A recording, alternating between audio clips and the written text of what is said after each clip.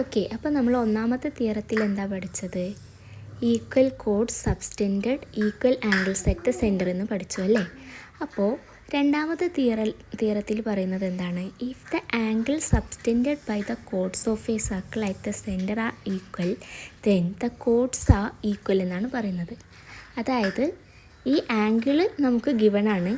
ഈ angle subtended by the chords are equal ആണെങ്കിൽ ഈ കോഡ്സും ഈക്വൽ ആണെന്നാണ് പറഞ്ഞിട്ടുള്ളത്.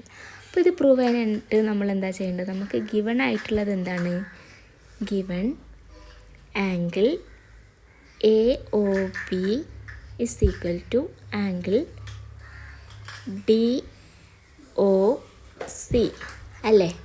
അപ്പോൾ ഈ ആംഗിൾ ഈക്വൽ ആണെന്ന് നമുക്ക് തന്നിട്ടുണ്ട്. ഇനി എന്താണ് നമ്മളോട് പ്രൂവ് ചെയ്യാൻ പറഞ്ഞത്? To prove A B equal to C D എന്നാണ് നമ്മളോട് പ്രൂവ് ചെയ്യാൻ പറഞ്ഞത്.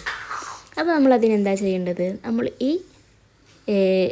രണ്ട് triangle consider triangle A O B and triangle D O C. ഈ രണ്ട് ട്രയാങ്കിൾ നോക്കുകയാണെങ്കിൽ angle A O B equal to D O C എന്ന് നമുക്ക് ഓൾറെഡി തന്നിട്ടുണ്ട്. പിന്നെ A O equal to O D ആണ്, അതുപോലെ O B equal to O C ആണ്. This are radius of the circle. അങ്ങനെയാവുമ്പോൾ നമുക്ക് SAS റൂൾ വെച്ചിട്ട് ഈ രണ്ട് ട്രയാങ്കിൾ കോൺഗ്രുവൻ്റ് ആണെന്ന് പ്രൂവ് ചെയ്യാൻ പറ്റും അല്ലേ?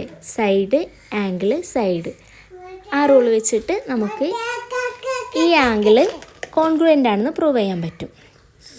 അങ്ങനെ കോൺഗ്രുവൻ്റ് ആണെങ്കിൽ നമുക്ക് CPTC വെച്ചിട്ട് corresponding sides of congruent angle ആ സെയിം എന്ന് പ്രൂവ് ചെയ്യാം. അതുകൊണ്ട് AB ഈക്വൽ ടു CD.